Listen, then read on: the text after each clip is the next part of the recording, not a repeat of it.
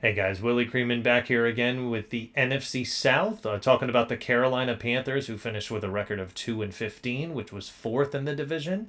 They had the first pick in the draft, but that went to the Bears because they traded it last year for Bryce Young.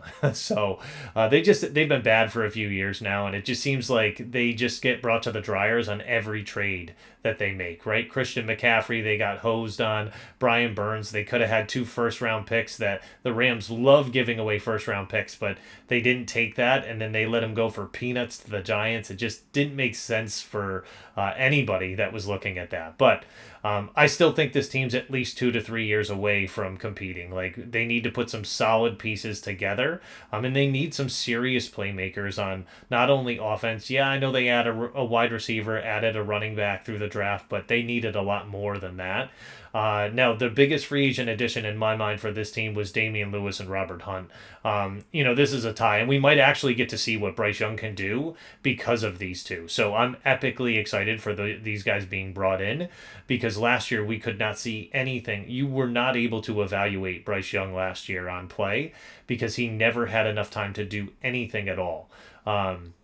Now, in terms of the worst free agent addition that they had, I think Deontay Johnson. And, yes, he's definitely an upgrade at the wide receiver position for them when you look at their core of what they had for wide receiver last year. But, besides Adam Thielen, can you name any of those guys that they had on the team?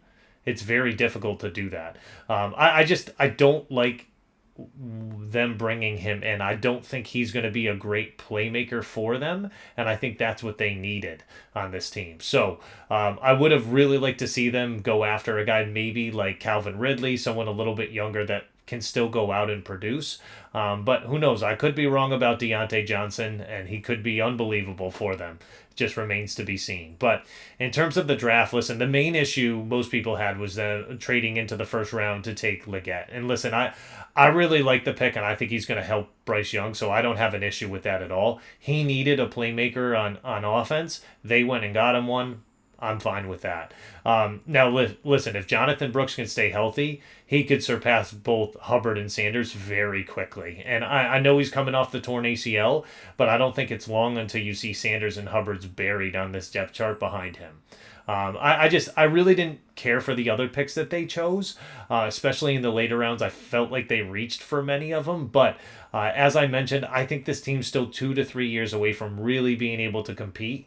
And I think this division, when you look at it, maybe it's after Kirk Cousins does retire. Maybe it's after Baker thinks about retirement or Tampa Bay starts to falter a little bit. But I don't know. I think Carolina needs to get a lot better on both sides of the ball in order for that to happen.